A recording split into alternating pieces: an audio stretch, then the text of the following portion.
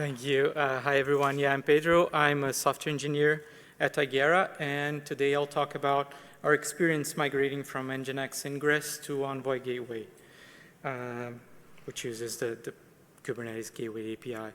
Let me just start off with this small disclaimer. I'm filling in for DevOps folks who couldn't be here. It's not like really my thing, so please bear with me. Let me just first let me do. Marketing asked me to do this. If your folks are coming to KubeCon, be sure to check out CalicoCon, which will be happening alongside it, and stop by our booth for more details if you want. Just an agenda for today. I'll give an introduction to Tigera and Gateway API, high-level architecture, very high level, as I said, not my thing. Then talk about the feature parity, which was the main criteria that we wanted for the migration, then, and the compatibility. And finally, demigration, exclamation mark. So introduction is, work at Tigera. We are the creators and maintainers of Calico. We basically have three main product offerings, Calico open source. Might be wrong, but they say it was the first CNI. Hope I'm not wrong. And we have two commercial offerings, Calico Enterprise, which is the self-managed product with added features, and Calico Cloud, which is our fully managed like SaaS platform. And that's what we use for, those are the clusters that we, hang on, I can read this. But that's like where we have actual infra to manage and create clusters that we provide to users, right? So as part of the introduction, like why do we need or want to migrate? Gateway API, or let me first start off like reverse things here and say that the Nginx Ingress controller uses annotations, which I don't know if your folks manage stuff with that, but it's it says like here it's not portable. First of all, of course, it's unique to the Ingress controllers. The API is awkward, like annotations as an API. And this is very much an understatement. It has a not so great permission model. Whereas Gateway API is way more feature rich and more extensible. It uses actual Kubernetes resources, so we have our back support for those. It is a common standard, so even though you always have to deploy some implementation specific things, it's way easier to port that out. If you want to switch implementations, right? So the success criteria we established from the beginning was drop-in replacement from Nginx Ingress controller. So even though Gateway API has extra features, we are not using them at the first moment. We wanted feature parity, compatibility with the other tools and applications we had. The implementation we picked was Envoy. So let's take a look at the Nginx Ingress features that we used and that we needed to have. So HTTP to HTTPS redirect, hostname-based routing, TLS termination, pass-through, MTLS, OAuth such as Google Auth, client IP preservation, CSP connections, have IP allow and deny lists, and rate limits. And what other tools that we use and Envoy Gateway needed to play nice with.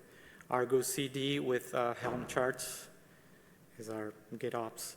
External DNS, Cert Manager, and our monitoring stack is Prometheus, Alert Manager, and Grafana. On to the part that was dreading, the architecture. Oh yeah, I guess this is way bigger.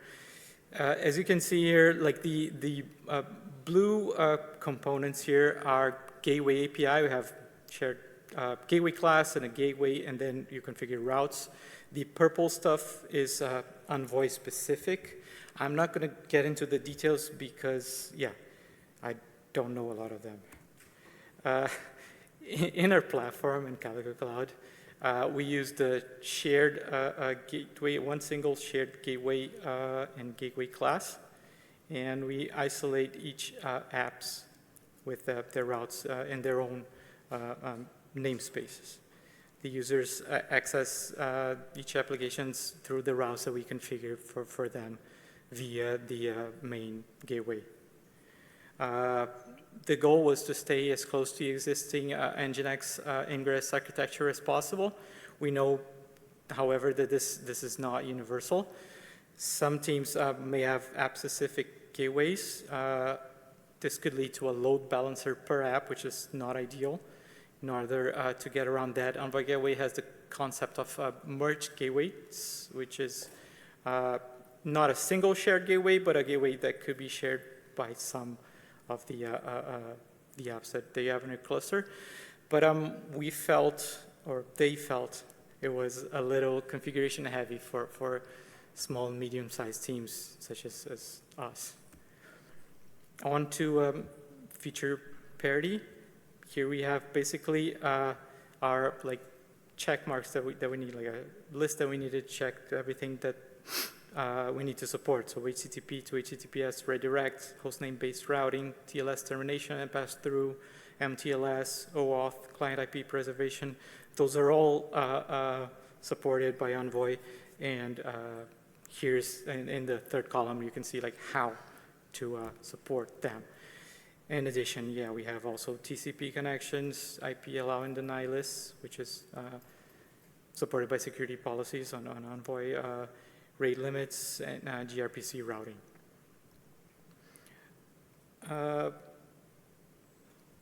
One nice thing, yeah, now I coming to look at this, I don't think this was the best place to leave this, but this is just a sample kubectl get HTTP router, but just instead of having annotations in your deployments or daemon setter apps, or we have actual Kubernetes resources.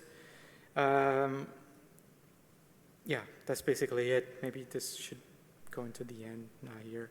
On to the compatibility with our ecosystem. As I said before, our tooling consists, consists of Helm charts that we use in conjunction with Argo CD for GitOps. We use external DNS to expose our services, and our monitoring is a Prometheus Alert Manager, Grafana for metrics, alerts, visualization. One thing that the DevOps say here is that there can never be enough metrics, right? And Envoy also exposes metrics about gateway health, but you also could look at the, how do you say, this is a sample, but yeah, how latency is going, the frequency of 200 responses that you're serving, 400 responses, 500. All of that. You can also use kube state metrics. There's a kube state metrics CR that monitoring keys can be used to monitor the state of the resources. And once they're in Prometheus, you can add alerts as you wish. And we use Grafana to visualize them. Finally, migration, exclamation point. Once we determined that we had the feature parity and we had the compatibility, the migration went fairly smooth. So basically, the steps we took were something like this. We set up the Envoy Gateway and Load Balancer via Argo CD, scaled down external DNS, which is what we used. This mostly a manual step. Created the new routes. There's HTTP routes, for example, in the application namespace. Ideally, they're part of the application Helm chart, but every org is different. You can do as you'd like. Once you have that, we can test either manually, creating a local DNS or changing headers, and not sure how that goes, or automated using actual DNS entries. Finally, like once you see those are sane, you add to existing A records, and then DNS will run robbing, and you'll finally see like some traffic coming into Envoy. And then you monitor as traffic comes into the proxy pods, looks for the HTTP response codes, latency, gateway health, etc. And if that looks good, update your record to remove Nginx, the Nginx Ingress controller entry, and use gateway exclusively. Then you'll have to wait for the Ingress traffic to actually die down as clients' caches expire and they stop using it. Everything going well, it finally can remove Ingress controller from a cluster, re-enable external DNS. And, at all times, like looking at the Prometheus metrics Grafana for visualization, if you see anything going wrong, you can just stop it there and diagnose. Current state that we have, we have Calico Cloud dev, staging, and partly on prod environments are using Gateway. Those used as part of how we implement multi-tenancy, use multiple clusters, some of them owned by ourselves, some of them owned by the users.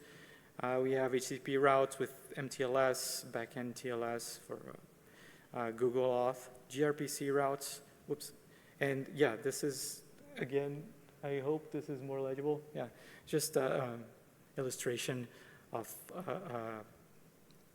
dashboards that we use for monitoring that. I guess that's it. Any questions?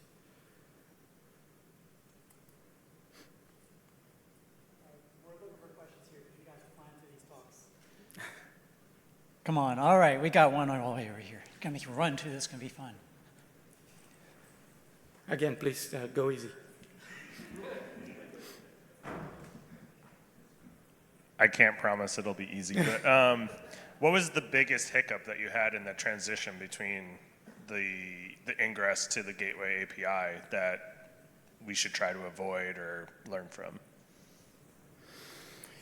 I mean, to be honest, I had zero involvement with the actual doing of the thing, right? So from what is relayed to me, it was actually fairly smooth. I would say using the monitoring, getting help from, I hear Erica helped the folks a lot, the Envoy, I don't know, more Envoy folks. But yeah, just it's good that you can just follow those steps and monitor things as they go, and you can at any point stop, diagnose, even abort. Any other questions? Was this a zero downtime migration, or was there downtime in the cutover process? It was a zero downtime, as I described in the steps. During a period of time, you would have DNS kind of load balancing between Ingress and Gateway, and then once that was seen to be okay, then we can just remove Ingress. Sort of adding to that question, there was many people in the community, not just Tajira, there was other people as well who are doing these migrations from Ingress to Gateway API, and there was many conversations which I think there was a lot of people helping each other out, and yeah, a lot of the issues were, people not understanding was the most difficult thing people brought up that I heard was the mental mapping, going from having a lot of what you then see as separated resources in the Gateway API, having had that in a single, or the Ingress controller and the Ingress object, when you operate with the Ingress resources, going to more different resources in the Gateway API, that mental model was hard for some people to jump through. Another thing that some people run into, that which was tricky, was that they might have been using some DevOps tooling that natively integrated with the Ingress API. So when they started installing and wanted to use the Gateway API for maybe some of their application traffic, they were kind of feeling stuck. That is getting a lot better now with the DevOps tooling. But that is what I've seen over the last year, different people running into things. But I would say if you are someone going through a migration, being part of a community, whichever Gateway API implementation you are using, being part of a community and talking to other people as you're going through it, I would definitely recommend doing that. Don't like sit in your own little bubble. Like, I think that was probably the best part. The guys at Hydra, they would definitely engage with people from other companies. So that was really good.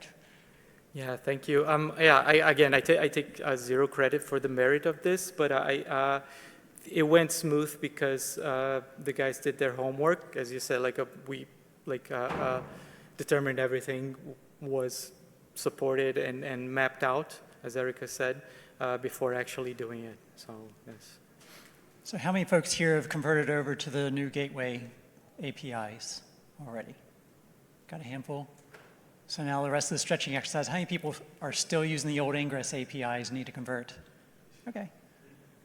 From the CFP group, as we were reviewing these, we're like, this is a topic we think a lot of people are going to be interested in.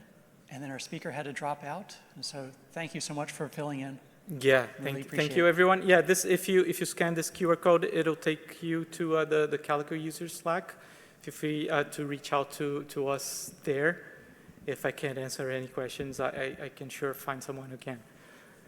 All right. Again, thank you. Another round of applause for Pedro.